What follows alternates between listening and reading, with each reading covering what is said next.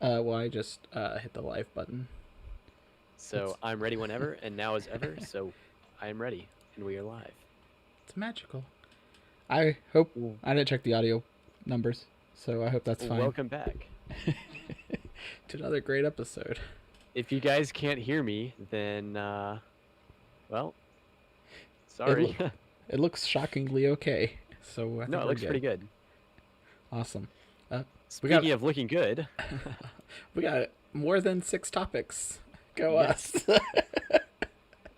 We got everything from Google Chrome's adding a bunch of labels, and by a bunch I mean at least two that I'm kind of interested in. Mhm. Spotify, Fortnite, and Facebook are not happy with Apple. Ooh, that's a fun one. Happy with Apple about how much money they're taking. I can kind of understand on both sides, I guess. There's one article here that I clearly did not read. I took that out of my description, though. I did not, but I'm going to do that right now because I did read it. Okay, good. Yeah, There's an article here that I just copy and pasted because it was like 14 pages. It's it about was how pretty long. deep I skimmed fakes. it, I should say. Yeah, and there's an app that's pretty good at making your selfies deep fake Mhm. live. I guess I don't know. It's kind of cool. Yeah, we'll talk about it. It's not a terrible thing like it kind of sounds like, but in the future it will be terrible like it sounds like. Yay us! So, We got a some bunch of new Windows 10 updates. Windows 10 icons.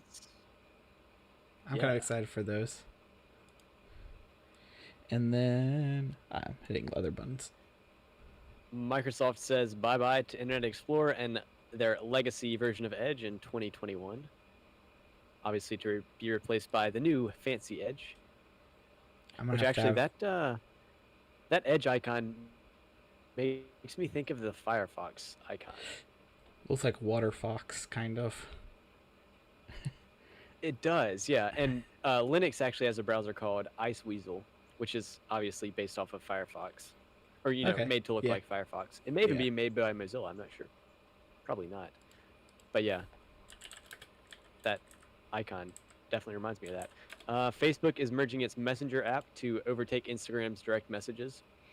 We've talked personally. I don't know if we've talked on stream about how you don't like Instagram's messaging system. Yeah. Right. We talked several times about this. Yeah, you couldn't figure out how to use it, and someone else had to help you out. Which it is weird how hidden it is. It's But yeah. Especially if the top right corner of your screen's broken. yeah, no kidding. Right. We've got LifeHackers 12 favorite Chrome extensions, and NephewTech has some more favorites. It's amazing how they don't have a couple of these. But Yeah, I'm curious if you have them too, because I would think so. I'm gonna think probably not, just because I don't use a lot of extensions. Do you use Right Chrome? now I do use Chrome. Right Okay. now I have, I guess, 3 extensions, but only Okay. one that I actually Yeah. ever really use. I have 6, but a couple are redundant. Okay, I can guess which ones those are, I'm sure. Right? You probably have to Google. SpaceX gets yeah, SpaceX gets a contract to launch some military payloads from 2022 until 2026, That's pretty beating soon. out a few other companies, and yeah, it's pretty soon, pretty cool for them. Speaking of pretty cool, I guess if you have Verizon is now including full Disney Plus, Hulu, and ESPN Plus bills with some unlimited plans. Talk about unlimited. Right? I'm going to tell you everything about why I hate that article. Because you said it was pretty cool. I think it's really, really Okay. terrible. I don't like the idea of it at all. Well, I didn't actually read that article at all. I You put don't it like in the there. article, or you don't like the idea? I don't like the idea. Okay. But first we got to start off with the best. Labeling. Everyone loves the label. Especially Yes. Google at the moment. Well, that copied the wrong thing. So Chrome has what Google calls their core web vitals, which is a metric for kind of determining how fast sites load and how fast sites are actually usable. And I actually looked into it, and this comes from kind of three things. The largest contentful paint, which measures when most of the content loads on a web page. It basically marks when the page's content has been loaded. It has when a user can actually interact with the page, when that is first possible, and then the cumulative layout, which measures how much the page changes over time. So like if images are loading on a web page as you're browsing it, it can sometimes bump content into different spaces. So Google's core web vitals consist of these three main things to determine how fast a page loads. And so that brings us to their new label. Okay. So it's not just a tag that the person that writes the website sticks in there. It just says, yes, fast and I page, think that's actually check. pretty important. I think that's Okay. really important too to note, and that's the reason I looked into it, because Because if yeah, these core web vitals were like Chrome proprietary things, that could negatively affect a user's experience on the web if they're using a different browser. Yes. But this is actually just kind of a measurement that happens when a user logs onto a page. And I guess maybe that measurement is tracked by some kind of automated tool that Google has built, or it could be that Chrome has some kind of tracking built in that detects how long each page takes for different users, like you or me. Yep, that makes sense. Load. Yeah, because when I first read that a fast page label, I got really worried that all of a sudden all these web pages are going to have 700 labels, kind of like they have all these keywords or such for the SOE. Yeah. Yeah, I thought the same thing. But SEO. I think this is going to be, I guess, I don't think it'll have negative effects, I should say. Okay, that's a good thing then. Yeah. And you can test it out now. There's a flag on this article from 9 to 5 Google. Chrome flags. It's called context menu performance info and remote hints fetching. So basically, when you, I guess, hover over a link or maybe right click on a link in Chrome, if that link is a fast page, there will be a little label there, which for someone on a desktop or even a laptop on a Wi-Fi network or Ethernet network, it's not really a big deal. But if you're loading pages over like 3G or 4G, it makes a difference to load a slow page. Yeah, it does. So one thought that came to my mind is would an ISP be able to tell if you're loading things that are, what are they called, fast page certified? So once you hit close to your data cap or something, like if you get up to like 80% of your data cap, would AT&T or Spectrum be like, hey, it's only fast pages from here on out? Hopefully, I mean, I guess technically they could figure it out. Because they kind of do that with their, because I've Boost Mobile, and they have like the different service plans, and it's like, this one's the best for gamers, and this is the best for streamers, for people who stream like Netflix or such, for their on their phones. And it's like, well, why? And so I wonder they won't do that, because that would suck. It would be terrible. But I'm curious if that's something that a middleman, an ISP, would be able to see, or if that's or if it's almost like a user thing. So your Chrome account, your installation of Chrome would know that, but it's not like Facebook.com is fast page certified and NephewTech.com is not fast page certified. I wonder if it's stored on the talking part, or if after the connection's made, your client decides for the future. I don't know. I have no idea. It'd be interesting to see if this could turn into something bad.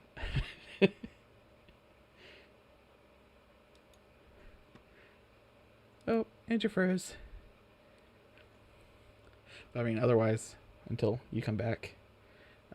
That's the only part I could see that would be terrible with it, is the idea that because you're now ranking pages for how fast they are, it would be for how much data they use, and everyone wants to use lower data. So currently at my house, we have AT&T fiber, but it's on the unlimited currently for the first year of the contract, and then they're going to limit it to like 200 gigs a month. And the idea that if I'm 180 gigs or 170 gigs, whatever 80% is, they'd be like, hey, you have 20% left. We highly recommend that you only used fast loading pages to save data. Or if you can just always check to always use fast loading pages, just to not spend so much time loading your web page, it would be a good idea. My best bet is his router had to restart. The second topic we have is basically on the same page, because it's still about Chrome and it's still about flags. I can't do a timestamp and talk at the same time. This is 11 minutes. Chrome is adding another flag, but this looks like a farther out in the future ordeal. Let's see. This killer Google Chrome upgrade will fix one of its biggest problems, from tomsguide.com. And so from the article, it looks like you'll be able to add some type of other flag. Hoping J-Mark gets back in here in a second. Hey, you're back. Okay, kind cool. Of. Your video's not back, that but was rough. Kind of. Let's see. Is my video back now? Not quite. Oh, it's sharing my... 1 second. We're gonna take away you. It's sharing my other Discord. Alright. Yeah, it's back. And Discord. There we go. Wow, there you are. Looks like I need the fast page labels. Right? Rip my internet. I was hoping it was your internet and not my computer. That's why I pulled up my task manager on the side. Yeah. Everything's pretty stressed out. Definitely my internet. My GPU is running at 97%. My CPU's at 95%. It's like, oh, dang. But I went ahead and switched over to the Tom's Guide for Chrome battery savers. Okay, cool. So it looks like in the future version of Google Chrome, they're looking at adding a battery saving tag, which I'm not sure what the difference is between a tag and a flag. Mm-hmm. I'm not sure if the tag would be an HTML, CSS sort of thing, mm-hmm. or if that's a Chrome thing. Let me see. But one paragraph here says, within this tag enabled on a given web page, developers will be able to activate more specific battery saving measures, like reducing the page's frame rate, changing of the page's design, or slowing down the speed of scripts from running on the page. So I think a lot of this has to do with the silly animations on a lot of web pages, where boxes come in from like the sides or they come up from the bottom. In fact, I think my business page actually does that, where stuff slides in as you scroll down. It's kind of cool, but it takes forever if you have terrible internet. But I liked it, and I have great internet, so I do what makes me happy. But it looks like that this will be one way to help save battery life on mobile devices, instead of just adding more battery life to mobile devices. Well, I guess then you end up with bigger mobile devices, which are less mobile, I guess. If they get to a certain size, they certainly are. I don't think Chrome is in my top 5 most battery used apps. I'm actually pulling that up now. I don't know what mine is. Obviously, the screen is what uses most of the battery, but that's not an app, so. Where would you be under? Devices and device care. There we go. Oh, so I clicked the wrong one. So my most used battery app is Imgur, which is where I look at memes. Shocking, right? That's at 7.1%. Can I look by like Okay. weeks or months? No. And then I have Facebook, Google Play Services, but that's probably because I had 26 updates this morning. Messages, Messenger, Instagram. Yeah, mine has YouTube, and then Chrome, and then Instagram. And it seems to be pretty much proportional to the amount of time I spent on each app. Yeah, So that's like pretty much mine per- looks like. per minute spent on YouTube looks to be about the same as minute spent on Chrome looks about the same as per minute spent on Instagram. So I guess that's normal. But it's another thing to look forward to inside of Chrome. Yeah. They're gonna be speeding up web pages. They're gonna be saving battery life. Everything's looking good on the Chrome side. It looks a lot better on Chrome than it does on Apple right now. Speaking of a bad Yep. shining light.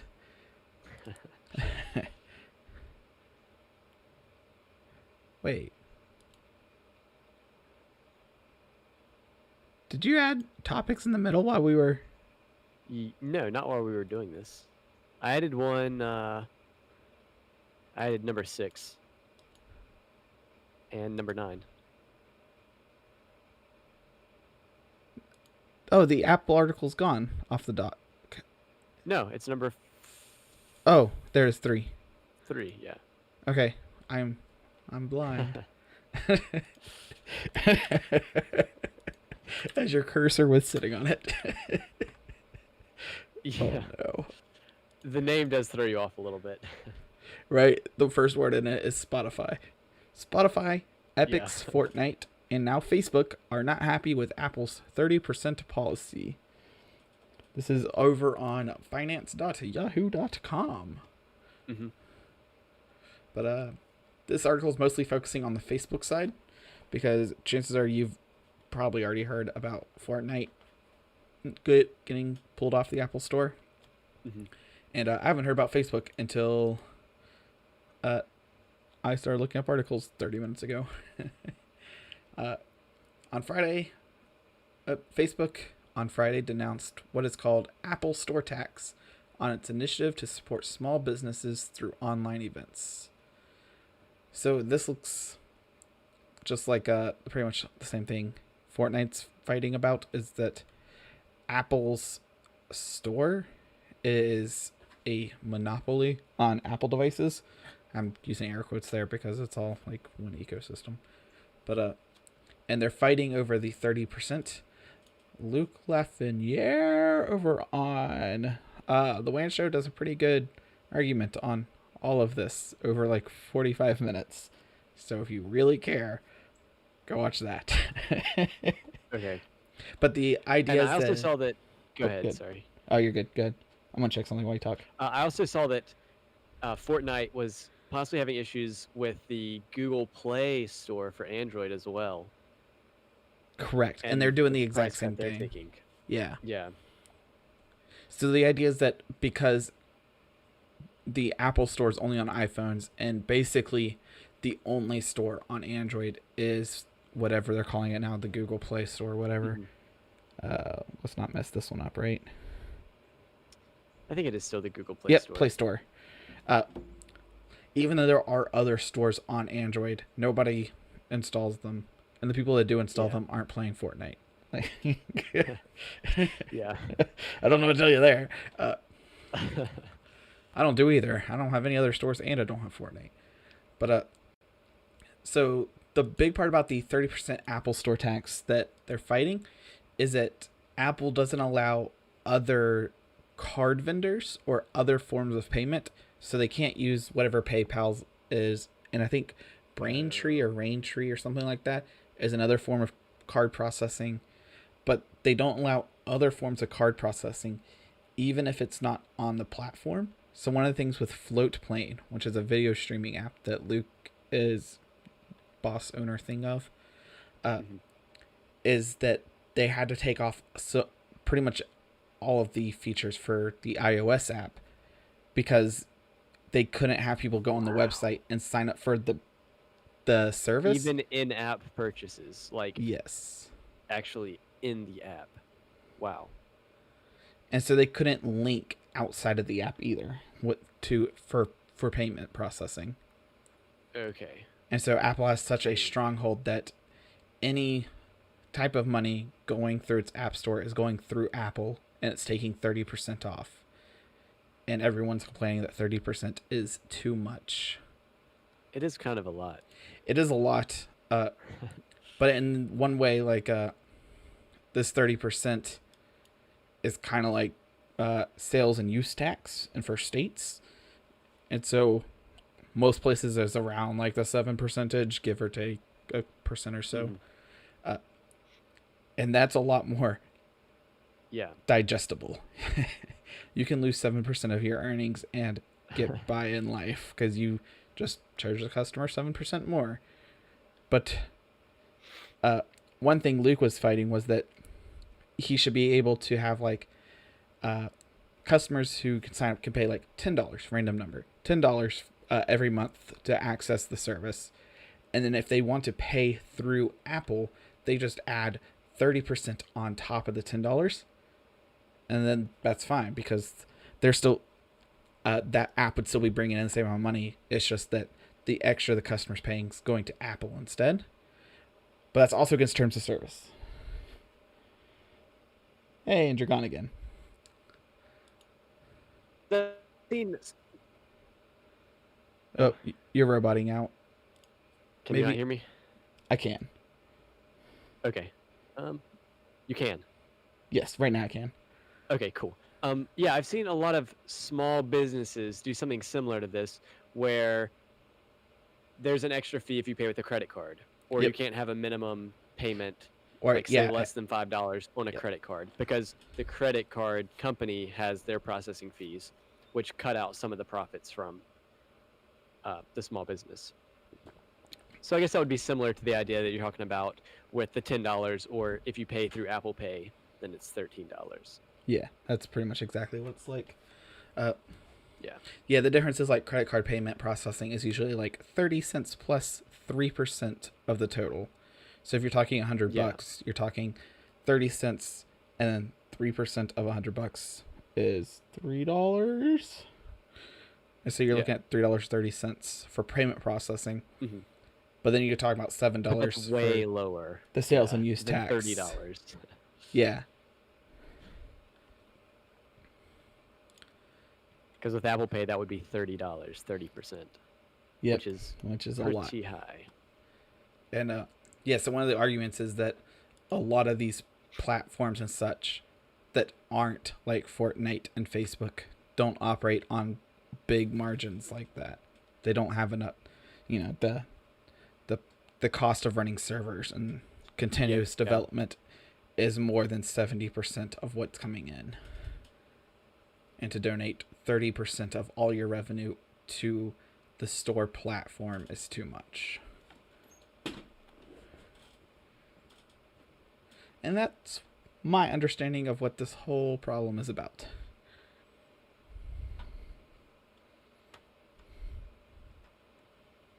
And you're gone again. Uh-oh.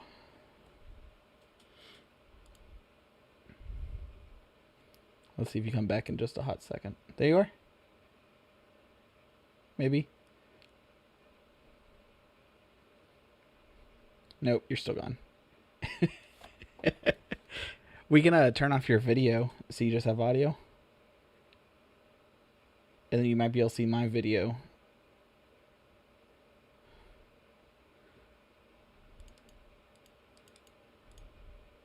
Oh. Oh, and you're gone. Your video's gone. Where'd you go? Well, we'll be back to you after this short break, where I talk to a blank screen.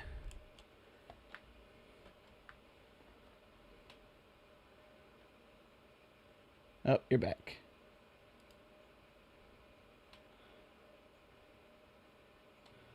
Let's see if you come back. Kind of back. I heard you. All right, cool.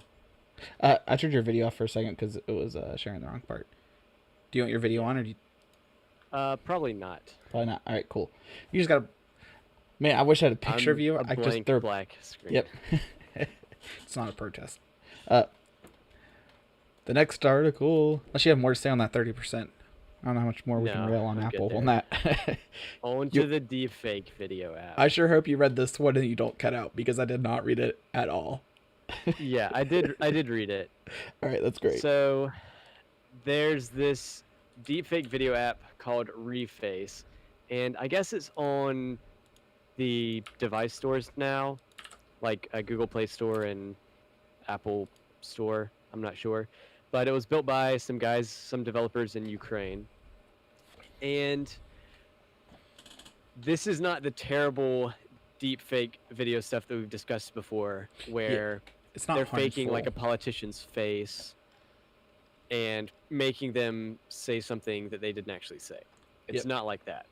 This is more of a fun thing for friends to do.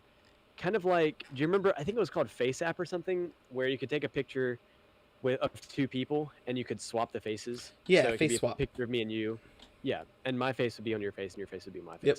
This is more similar to that, except rather than swapping two people's face, the development team at Reface has collected a few different videos from like movies or whatever, and you can take a picture of yourself and you can put your face on that actor's body from the movie. And I wonder if they'll only allow it to stay one direction, where you can only put the actor's or actress's face onto, or your body onto them in their scene. No, other way. You put your face onto them and not let it go the other way. So you can't have, the president's face on your body.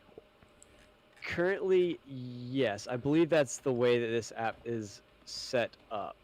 And... man. Yeah, you're right. This is a long article. Somewhere down at the bottom of the article, which is like still a long section of article, it says that you can't upload your own videos yet. So you have to select from their filtered out selection of videos to put your face in. Yeah. And the videos they chose were ones that... are obvious that it's not a real video. Yep, like the Avengers scene, it seemed like, or the Tony Stark scene. Exactly. Yes, exactly. But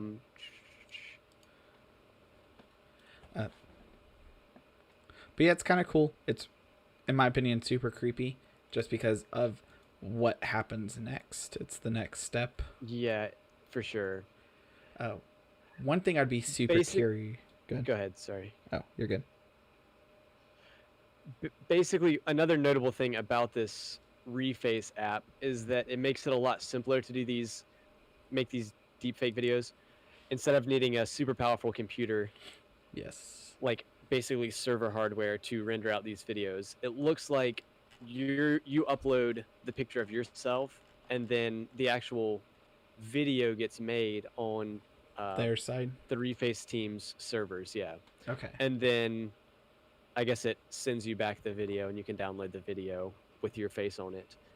And somewhere it notes that they remove the photo that you uploaded within the hour. They remove that photo from their servers within the hour and just return you the video or whatever. Wow. But yeah, they're just trying to make it easy for anyone to do. Which, it's innovative. In most cases, I would say making it easy for the user is probably good, but I don't know, with all this... In this case. deep fake, and it's scary for the future, I would say. So one curious thing I had... it's going to happen. Yeah. Is that if there's going to be more metadata on pictures and videos going into the future. Because now when you look at a photo, metadata, it tells you like the camera that was used, the time it was taken. If you have GPS turned on, it shows GPS location. And then it shows like the resolution and all the lens aperture and the ISO values. And it shows like all this great metadata. One thing I did in networking while in college was tracking IP traffic. And so like if a computer pinged the Google server, you'd be able to see how many hops it took to get to wherever it was pinging. So 8.8.8.8 or whatever. And you see like 27 pings, or some arbitrary number for this case. I wonder if we'll add more metadata so you can see like this was shot on a Red Dragon 8K camera, and then it shows like ran through this software, ran through this software, ran through this software, ran through this software, and have that be like almost uneditable. That's but not the right word, but have a a receipt of every software that's touched it. I think in the future we're probably going to have to move towards something like that has an encrypted key, a private key, public key, verifying that the source of certain videos or images came from, or even audio, came from a certain source. Kind of like the way that Bitcoin works, probably. I mean, I'm not familiar with blockchain at all. I'm about to say I have no idea. You're past me on that one. but that idea. We're gonna have to come up with something. Yeah. To legitimize. Yeah. And the worst part is it has to be trackable, but at the same time, a lot of things are moving towards encryption and untrackable. So it almost needs like, I forget the fancy word, but that hash, and then you can test it against, an actual hash key. And so, bad example, but that website that does the fact checking, Snopes, there we go, would have like, this is the correct hash for this video. And you can almost like upload videos and be like, this is similar to this, but it has different hashes. And you're like, aha, someone messed with the metadata somehow or something of that sort. Yeah. But I'm not the smart one to figure that one out. Yeah. But I mean, eventually I do honestly think we're going to have to go towards something like that to make sure the stuff on the news is real. Yeah, right. It's or at least the source of this news is real. Yeah, it's not edited in any way. Speaking of edited in any way, note. This video and audio was brought to you by NephewTech.com and J Mart Media. I can turn your camera on for a second to get you to point, and then. All right, that's us. We do this every week for the last year and a half. Go us.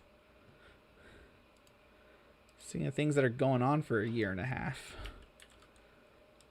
Microsoft Windows 10. It's been here for at least a year and a half. And they're still going strong. Write this timestamp in. There you go. So Microsoft shows a video off showing fluent icons, whatever you want to take that as, with fake Windows 10 start menu. Now, the start menu, I really don't like any of the shadows in any of this. I hate all of this design. We're going to get that one out of the way. So, the video they show is this one here. We're going to mute it so my ears don't fall off. And they show like a very...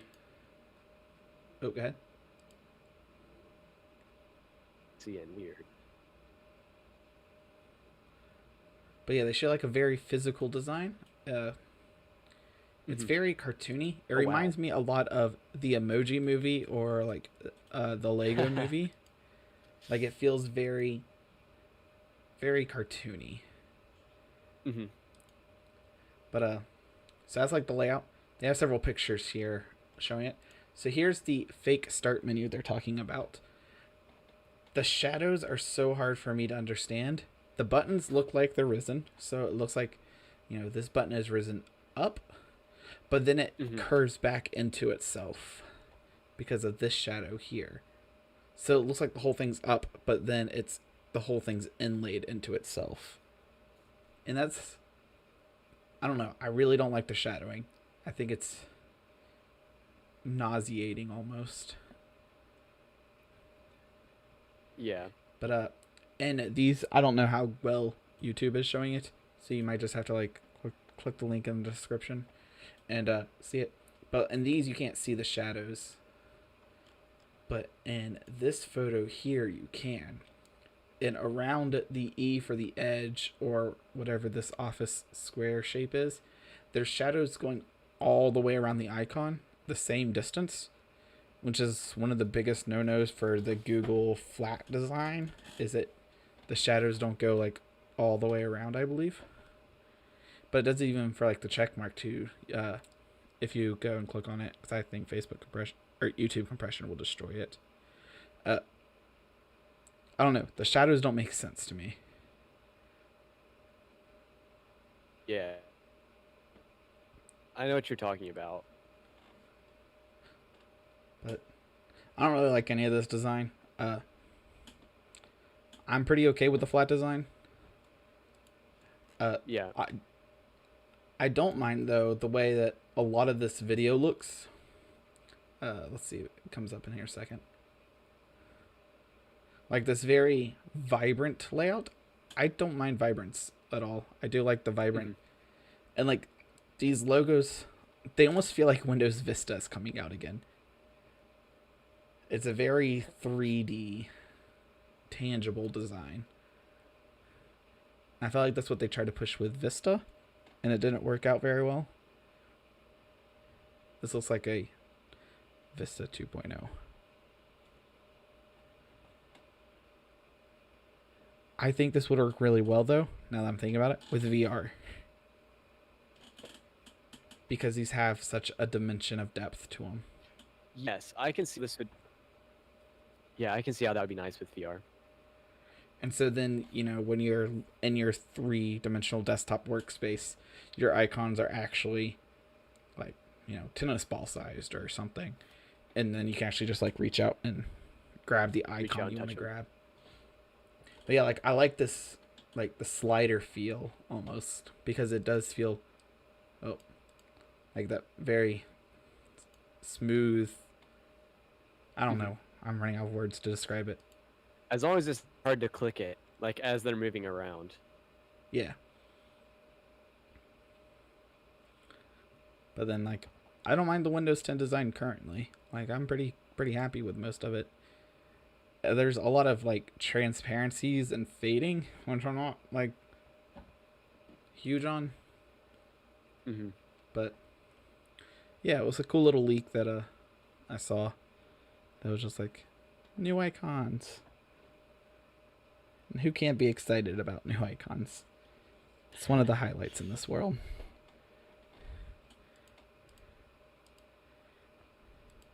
Then we got a pretty short article here.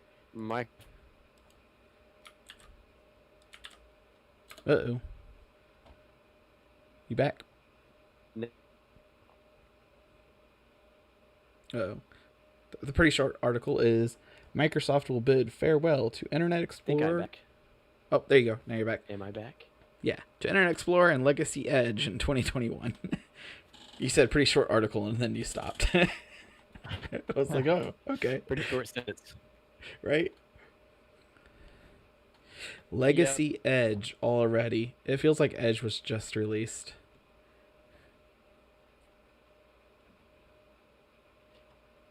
Yes, the old version of Edge, but the new version will still be out here. It's like Ice Weasel. Yep. Because it will continuously update and put a new icon on your desktop and another icon on your toolbar. If you don't know what I mean, give it a couple days and that update will come out to you. Yeah, no kidding. So sometimes I've actually I probably open Internet Explorer once a month, if once every 2 months. And that's when Chrome and Firefox and Edge and everything else just doesn't seem to work right. And usually it's malware related or pop-up related. Someone gets so much stuff on their Gotcha. computer, the only thing that does work is Internet Explorer because nothing's installed on it. Okay, so probably something like extensions are breaking their Chrome and Firefox. Yep. Yeah, Something and like they'll that. have Okay. they'll have the 60 extensions plugged in on Yeah. secure PDF downloader or something like that. Mm-hmm. But to say that I'm sad to see them go is not really a thing. Nah. Oh well. I guess I'll just use a USB stick now to get rid of the malware. And that's all I had to say about that article. Yeah. Not too much to talk about there. Good article. What do we got next? I got to type out this thing here real fast. Facebook Messenger starts taking over Instagram direct messages. So you use Instagram direct messaging all the time? Not all the time, but I would say I use it probably at least once a week, maybe twice a week. I probably use it about as much as Facebook Messenger. Really? Because generally, if I'm using Facebook Messenger, it's probably messaging you, or maybe a group that I'm in, I guess. But I rarely use Facebook Messenger or I didn't know that at all. Messenger. Yeah. So sometimes I receive Instagram messages, and I respond to them in a text because it's too complicated to figure out how to use Instagram messaging. I use Facebook Messenger literally all the time. That's pretty much my go-to. What a Messenger is that get there is if you go to your home or your main. So if you're on your personal page, if you're looking at someone else's page, if you're looking at a specific photo and view the messages, to go to you're super breaky up. Feed. Well, we always put your main feed, and then you can view the messages. And once I got used to it, it wasn't that bad. Okay. Can you hear me decently? Kind of. Right now I can. Okay. I might try lowering my video settings for next week, see if that helps any. Because my GPU's sitting at max, but I don't know because I don't know what's going on. But yeah, to see them combine, that's almost a nice thing in my opinion. And the only way to get to your... Oh.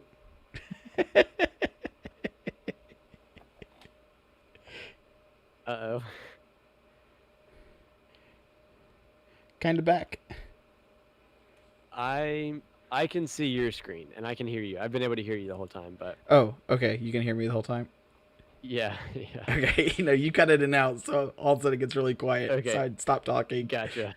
And then it stays quiet, so I start talking, and then you're in the middle of a sentence. The only issue I can see arising from this is, what if you don't have your Instagram account linked to a Facebook account? That's true. Mine is not. Because why? Mine is. I actually linked it this week, just so I can share. When I share stuff on Instagram, I can also share it on Facebook now. So is that why you now have Facebook stories? Because I'm getting notifications that you post a Facebook story. I'm like, that's great, Facebook. Thank you. And then I swipe the notification away. That's why. You can mute me. Thanks. Kind of did. I was like, all right. Yeah. Look who's being active and healthy. Yeah. But yeah, that's why though. Yeah, it seemed combining. That's good, I guess. It'd be great to have an all-in-one messaging app again, where you could have, your text messaging. Oops, sorry, Mike. Text messaging and your Google Hangouts, which will turn to whatever Google's about to rebrand it to, and then your Instagram and even like Twitter direct messaging. I think's the thing. I don't know. Don't use Twitter, but to combine all your social media talk into one easy solution would be great. Yeah. Until there's a big data leak.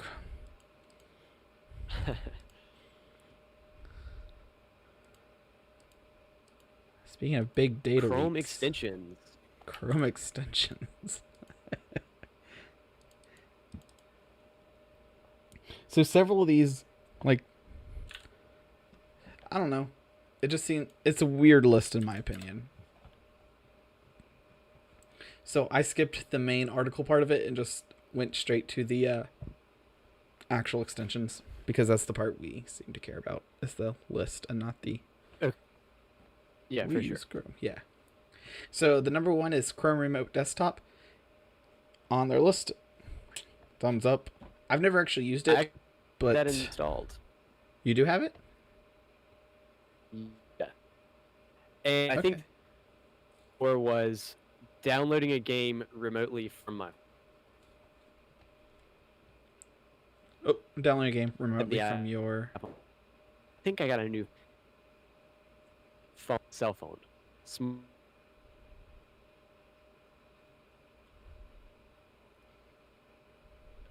Can you hear me? Oh, I could hear. Could you hear me? Okay, cool. Yeah, I downloaded the app on my smartphone and was to remotely access PC through the smartphone.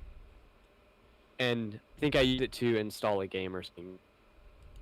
Okay. A game. But that's the only. Yeah.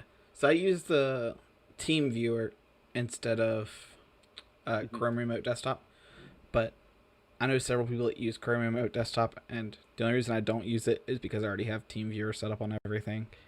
And it's one of those things like, why change when the solution that's working still works? But yeah, I've heard tons of good things about Chrome Remote Desktop, and that's a recommendable extension right there. Yeah, you disappeared again. Their number 2 suggestion is 1Password. You back? So I'm not a big fan of password keepers, just because I prefer to remember my passwords. There's several ways you can do it. Look up different ways online. I might make a video one day into the future on different ways to remember passwords. Because there's a couple clever ways to keep passwords organized, but have them stored in your memory. It's not that hard. But yeah, I never used a password keeper. I really don't plan on ever using one. It's just a huge point of failure, in my opinion.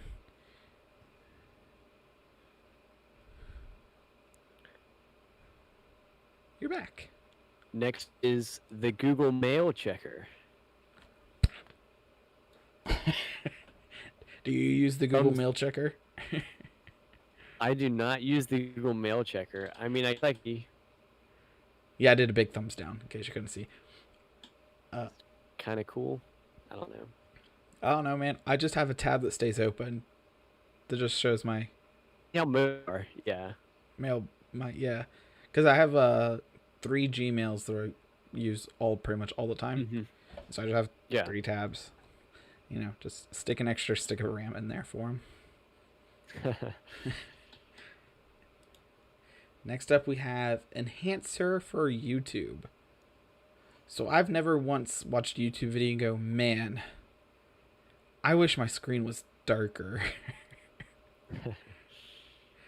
So it looks like it has a couple options for enable cinema mode automatically.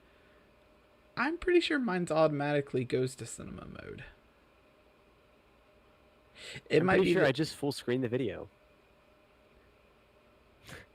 Yeah, like either I double click and full screen it, or it's already in cinema mode. I don't think I have. I might have it set in settings somewhere. I might have done that a long time ago. And they have other things like I didn't even know cinema mode was built in. I've known that theater mode or something is kind of like how Twitch has, but maybe that's the cinema mode. Oh, I don't know what cinema mode is. I just know one has the suggestions on the side, and then you click it, and it makes black bars on the sides. Okay. And like it's a mixture of Gotcha. full screen and a clean screen. It's almost flipped, right? What? If that's a, let's say. Yeah, it's this little button here. So like you have the full screen button, Okay. and then you have the. Gotcha. I don't know. I call it cinema. It might not be cinema. It might be whatever you just called It's it. theater mode on YouTube, Theater. but maybe Okay. cinema mode is something else. Yeah. But, yep, never used this. Probably won't install it because that's another extension. Next up, we have link to text fragment. I didn't even bother reading this one. I just hit next slide as soon as I read that. I don't know. I mean, I guess it could be useful in very slim use cases. The idea that is you can select text like that, where you just make text blue, right click it, and then you would be able to set copy link in selected text to selected text. And so I think what that will do is it will create a link where it would automatically take the user to that text. Does that sound right if you're there? Yeah. I heard a yee.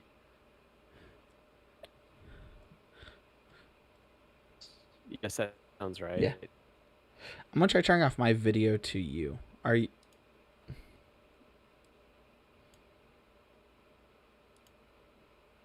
Let's see if we just do a voice chat.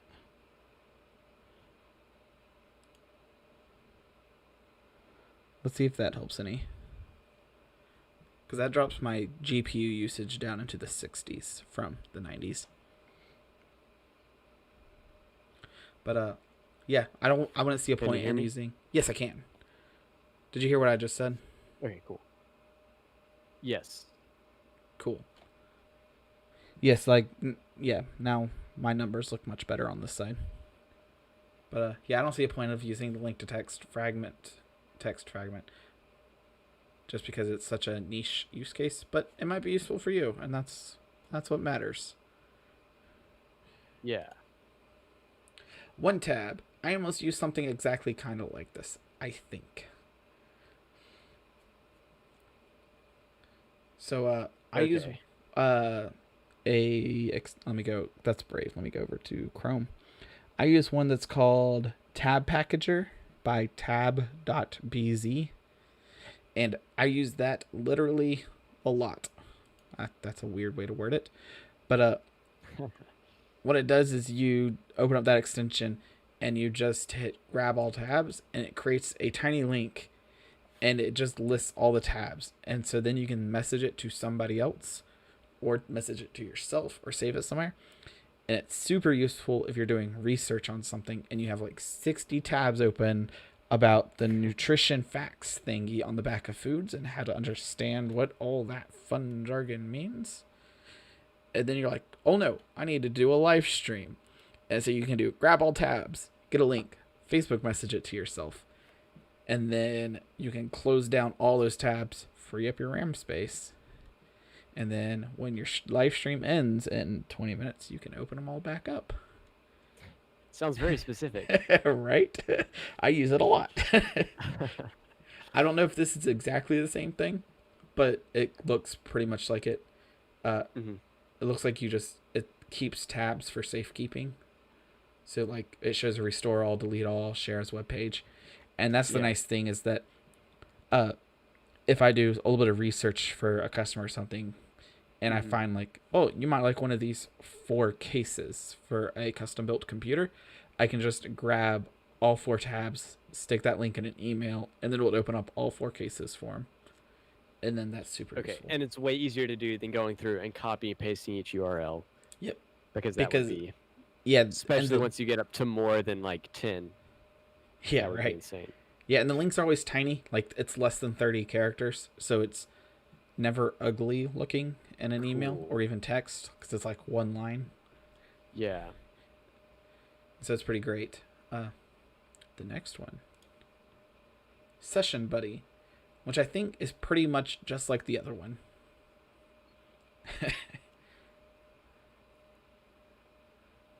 I think. Gotcha.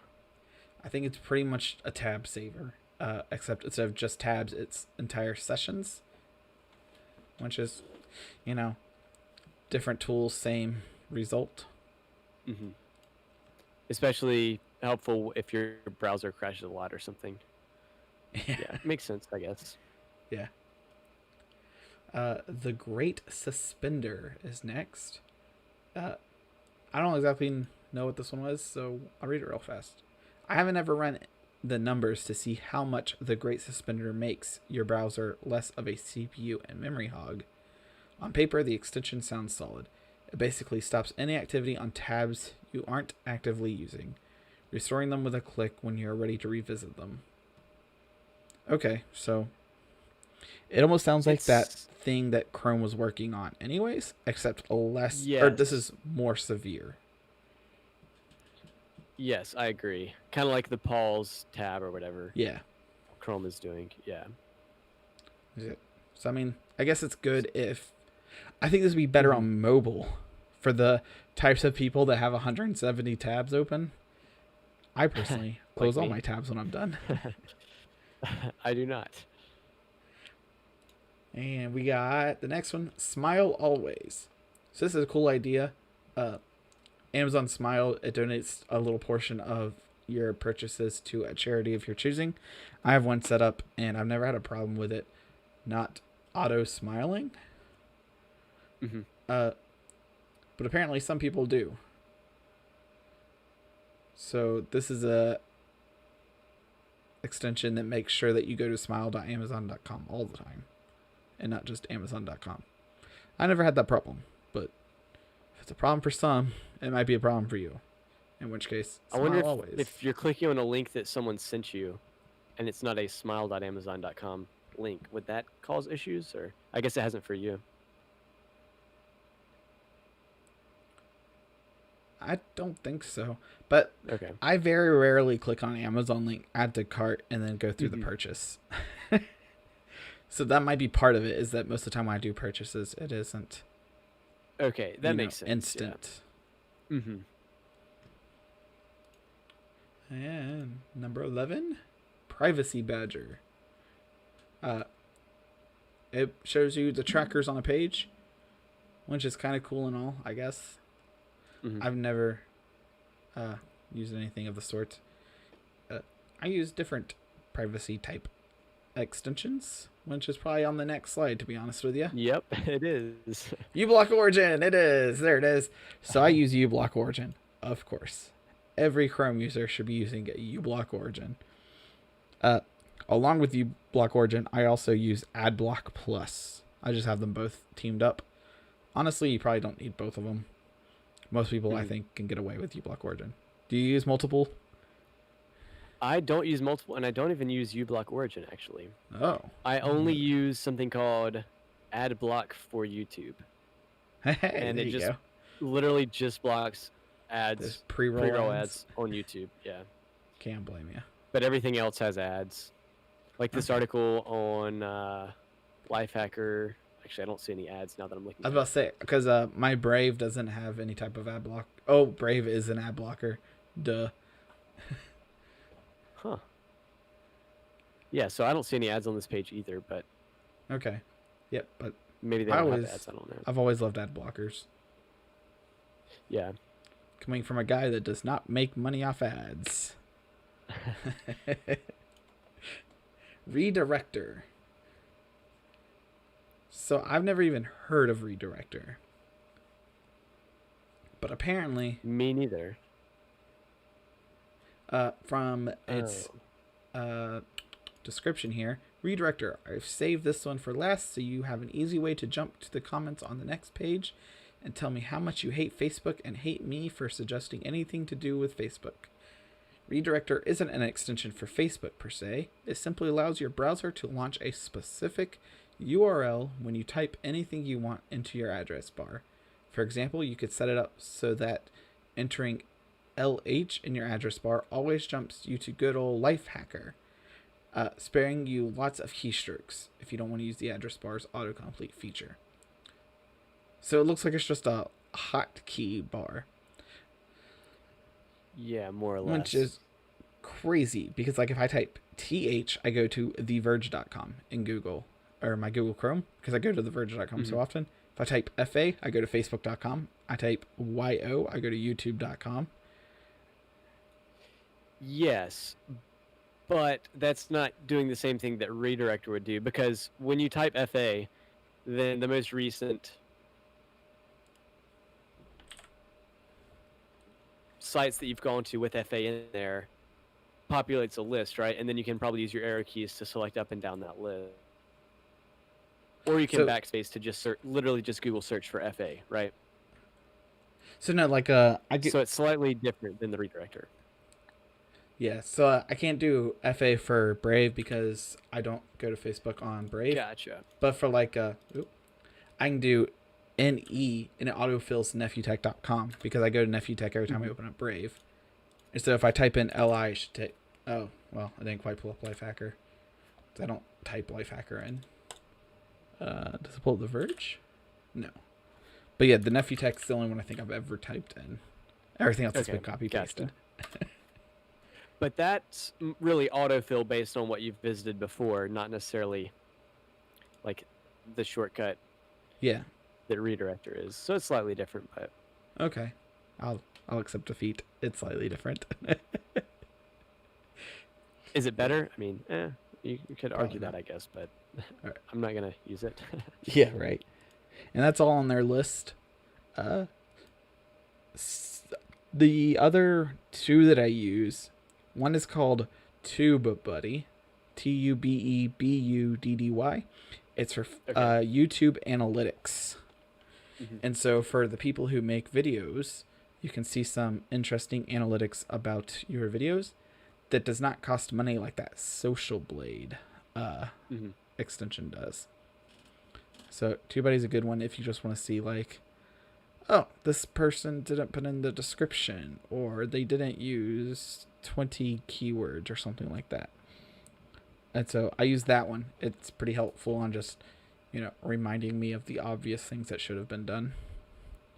And then I also use Keepa, Keepa.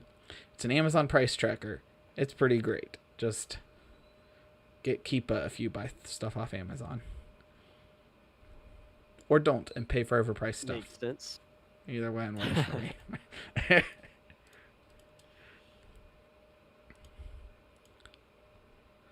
We almost went a whole week. Go ahead. We almost went a whole week without talking about SpaceX. I can never let that happen. Never. Speaking of expensive things, rockets. So, this article from over at CNET. SpaceX just got a nice contract with the U.S. government to launch some payloads, military payloads from 2022 until 2026. It says at least one launch, but it's going to be more, up to an undetermined number of missions between the years. And SpaceX got a contract, as did the United Launch Alliance, which is Boeing and Lockheed Martin. And then there were two other companies, I think, that wanted to compete for the contract. One of them was Blue Origin, which is the owner of Amazon's company, Jeff Bezos. And the other company was Northrop Grumman. So, yeah, SpaceX getting some good money, which will be nice for them to have a solid income, I guess. So, does it say actually, what... Oh, go ahead. Oh. Does it say what these... what's that wording? Military payloads are? No, it's going to be some kind of satellites, though. Okay. I'm not sure if we're going to nuke space. The Space Force was mentioned somewhere in this article. I could find it. Let me type in the word. I guess force would be better Control than space. Yeah, probably. But SpaceX also recently got, or is going to soon start doing missions for NASA as well. Because they had done the one test mission launching 2 astronauts to the International Space Station. But that was kind of just a test, but now SpaceX is actually going to be running missions for NASA to the International Space Station, which is also That, cool for SpaceX. that's really cool for SpaceX that International Space Yeah. Station is now getting commercial interest, Yeah. I guess. Yeah, Something a little. because I think space exploration is cool, and I think it is important in the grand scheme of things. In the grand scheme, Probably it's not in definitely my important. lifetime, but you know.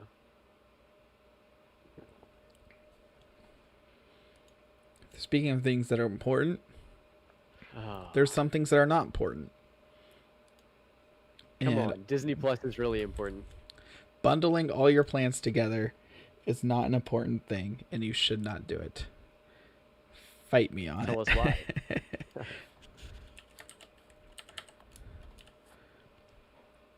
Over on, what is it? TheVerge.com. Of Aha, course. I got you a Verge article right there. See how I just copy and yeah. pasted it? I've never typed The Verge in. Verizon, now including full Disney Plus, Hulu, and ESPN Plus bundle with some unlimited plans. Some, not all. And then subtitled, if you've already got the 12 months free of Disney Plus, you can keep it. I don't know what that means, but okay. So there's a partnership between Verizon and Disney. And it looks like you are getting a few streaming bundles to go with your Verizon plan. One thing I've learned in life, though, is that nothing is free, which just means you're paying for these services within your unlimited plan, in my opinion. Yeah. Yeah, I mean, that's true. So, like, why not pay that extra amount in your unlimited plan and then just get the streaming services you want? I mean, if you watch all three, that's great. Good for you, I guess, for watching 3 different streaming platforms. Support all platforms, I guess. At least 2 of them are owned by Disney, but you know. I don't know who owns Hulu, but I will say, I think Hulu might be owned by Disney. Yeah. Parent organization, Walt Disney Direct to Consumer International. okay. So it's not Disney owned owns by all 3 Disney of those. Direct. It has a middleman company that's called Walt Disney Direct to Consumer International, which parent organization is the Walt Disney Company. Yeah. So, there's a middle company in there, right? That's how that works. Yeah, sure. So they're not owned by the same people. The people that own them are Right. just owned by the same people. Yeah, it's a generational thing. Not to make it complicated or anything, but Wow. So, Verizon yeah, I mean, and you're Disney. right that but adding those bundles on is going to increase the cost of the plan, but I guess the idea is so I can that see that. instead of paying, we're doing imaginary numbers right now, $5 for each streaming platform, 5, 10, 15 for those 3 platforms. And so instead of your bill being $15 more, it might only be $10 more, because the idea is that everyone that's paying that plan isn't going to be using all 3 platforms. So this is the wrong word, but it's the socialism idea where if everyone pays It is. a little bit amount, that the people that use it can enjoy it, and there's a minimum bottom level. Yeah. I think another word for that is like subsidization or something like that. Whereas if both me and you pay for the service and only one of us use it, then your money is going to pay for my service, which is, like a socialism idea as well. Yeah, or even if we do both use it, if you watch one TV show every week on Hulu, and I sit there and I binge through movies, 2 movies a night all month, and we're paying the same amount. Like, part of that's not right. Like, you would think that I should have to pay more if I'm watching 2 movies every night. Yeah. And you're watching 4 episodes a month. You're like, well, maybe that NephewTech guy could chip in a couple more dollars. Yeah, and I will say this is very different from like government mandated socialism, and that we have the option to Right. not Yep. buy the service. So there's a difference there. But yeah, Yeah, it see, is kind of yeah. some Because people it's are bundled. not benefiting from getting this bundle. Yeah. Some people are paying more for the bundle and not actually using it, whereas some people are using it and getting a good deal. So it's kind of a trade-off when you offer free things that are quote unquote included for free. Yeah, I had no idea about on any of the pricing or anything of it, Yeah, but because I yeah, don't just have any of these services. yeah, right. I just saw it because I was like, I don't have Disney Plus, I don't have Hulu, and I don't know any sports. ESPN Plus is magical to the tech guy, Yeah. but It's yeah, a fantasy world. right. Maybe they have competitive kayaking in there. Yeah, well, let's hope so. But What Yeah, do you no, I know? just- An over an hour long stream. we finally did it. Yeah. You know, it would have been under an hour if there were no technical difficulties, though. Hey, don't bring up those truths. No, we did way over an hour. We're an hour and 10 minutes. We did amazing. But yeah, it's a pretty good stream. I might have to lower the video settings a little bit. I don't know exactly what I'm what gonna have killed to us. raise this. Time for real internet, boys. Right? And I think that's it. I think we're gonna talk about things next week. Sounds good to me. We've been doing it for the We'll see you last next week. 90 weeks. When you put a counter, so I can do like Oh. episode 712.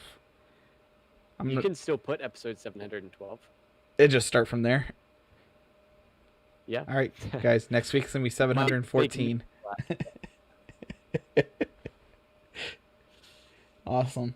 Well, see y'all next time. See ya.